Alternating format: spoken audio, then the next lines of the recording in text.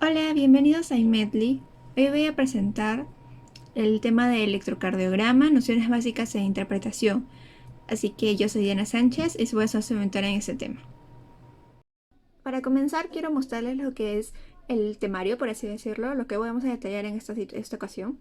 Primero vamos a comenzar con qué es un electrocardiograma o también llamado EKG. Luego vamos a ver cómo hacer la toma del mismo, cómo interpretarlo y vamos a terminar con algunas aplicaciones del mismo en la vida real. Para comenzar, ¿qué es un EKG? Bueno, para esto hay que saber primero que existen diversas técnicas que tienen un rol central en el momento del diagnóstico del paciente y para determinar el tratamiento. Entonces, este es uno de ellos y es muy utilizado en el hospital. El EKG lo que nos permite es evaluar lo que es el ritmo cardíaco, por ejemplo, también determinar si un paciente está teniendo algún problema, alguna normalidad, por ejemplo, normalidad cardíaca, o si está teniendo, necesitamos pasar por un mantenimiento, por ejemplo, en el evento de las drogas, por ejemplo, la dobutamina necesita un mantenimiento cardiológico, entonces lo que necesitamos es ver si el paciente puede estar teniendo una arritmia por un exceso de esa droga, entonces es muy importante tenerlo y mantener una evaluación del mismo. Bueno, ahora que ya sabemos qué es un electrocardiograma, necesitamos saber cómo tomarlo. Y bueno, primero hay que saber que tenemos que indicarle al paciente que va a tener que estar echado todo el tiempo o al menos recostado en la camilla que se le indique y que tenemos que quitarle todos los objetos metálicos, por ejemplo relojes. Porque si tiene alguno de estos va a interferir al momento de y vamos a verlo después, qué problemas puede traer al momento de la lectura. Así que hay que tener en cuenta. Luego también hay que saber dónde colocar los electrodos. Se colocan tanto en tórax como periféricos en el lugar del corazón. Bueno, también hay que saber que tenemos lo que son electrodos periféricos que vendrían a ser los de las muñecas y los tobillos. Ahí tendremos cuatro o tres suelen colocarse, uno menos en el tobillo. Y los electrodos precordiales son seis, así que hay que saber dónde colocarlos. Por ejemplo, hay que comenzar, el primer electrodo vendría a ser en el cuarto, o sea, el B1 vendría a ser en el cuarto espacio intercostal, en el borde externo, o sea, el borde derecho de lo que es el esternón. Y en el cuarto espacio intercostal, pero para el borde interno del esternón, vendría a ser lo que es el B2. Y continuamos en una línea horizontal. Claro, esto no es ni mi B1, ¿no? Es más abajo, pero es más o menos la idea, ¿no? Continuamos hacia la parte externa, hacia el lado izquierdo, y continuamos con que el B3, por ejemplo, iría entre el B2 y el B4. El B4 iría a lo que es el quinto espacio intercostal, o sea, bajamos uno. Y continuamos con la línea medio clavicular, o sea, la clavícula la partimos en dos y bajamos. Y lo que es el B5 iría hacia la línea horizontal del electrodo en B4. Entonces continuamos en el quinto espacio intercostal básicamente. Y lo que es el B6 iría lo que es entre el electrodo B4 y B6. O sea, continúa el B4 y el B6, el B5 iría el B6 que vendría a ser en la línea medio axilar, o sea, ya casi por dentro de la axila. Como podemos ver en esta imagen, lo que estaríamos viendo es los electrodos que forman los periféricos que están formando el triángulo de Tobin, que vendrían a ser los, como dije, los tres que solemos ser más usados, dos en la muñeca, o sea, cada uno en cada una muñeca y uno en el tobillo. Entonces formarían lo que son las derivadas de, o sea, derivada 1, de 2 y de 3. Y la otra imagen vendría a ser la forma en la que se colocan los electrodos desde la parte derecha hacia la parte izquierda en la B1, B2, así como ya los estaba mencionando. Y también algunos suelen colocar tres más, o sea, o sea, vendría a ser hasta B9 en la parte posterior. Bueno, ahora pasamos a cómo interpretar un encaje en sí. Para saber cómo interpretar un encaje hay varios pasos que seguir, así que en este video les voy a continuar con algunos que son los primeros pasos. Bueno, para comenzar necesitamos ver lo que es la frecuencia cardíaca y el ritmo cardíaco. Entonces, ¿cómo lo evaluamos?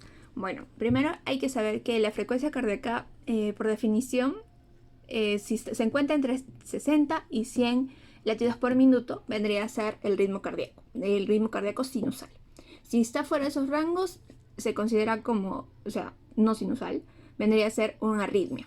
Entonces, en este caso hay que ver otras definiciones. Por ejemplo, también tienes que cumplir que, o sea, si es un ritmo sinusal, tiene que cumplir que el intervalo PR se conserve, el intervalo RR, perdón, se conserve fijo en cada bloque. Luego también hay que ver que los extremos de la vida puede variar, así que hay que tener que ser un poco flexibles en ese aspecto.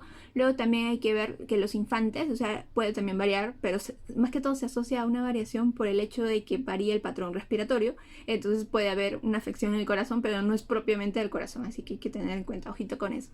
Bueno, los adultos mayores también puede haber lo que, o sea, no suelen responder a una taquicardia en sí, generalmente tienen un pulso bajo, pero hay que tener en cuenta que no se vayan a los extremos. Bueno, ya como mencioné también, si el ritmo sinusal es, o sea, todo rítmico tiene que tener los dos complejos QRS en la misma distancia. Aquí, por ejemplo, tenemos una fórmula que se suele usar, o sea, para sacarlo así como que rápido, vendría a ser si la frecuencia cardíaca generalmente dividimos, por ejemplo, 300, vendría a ser como que el número que no cambia, entre el número de cuadraditos grandes. O sea, hay que tener en cuenta que los cuadrados pequeños no se cuentan, sino los grandes vendrían a ser compuestos de 5 cuadraditos pequeños. Así que hay que tener en cuenta eso, que es si queremos ver la imagen, sería 300 entre 2 cuadrados grandes, daría 150. Entonces ya sería un ritmo no sinusal.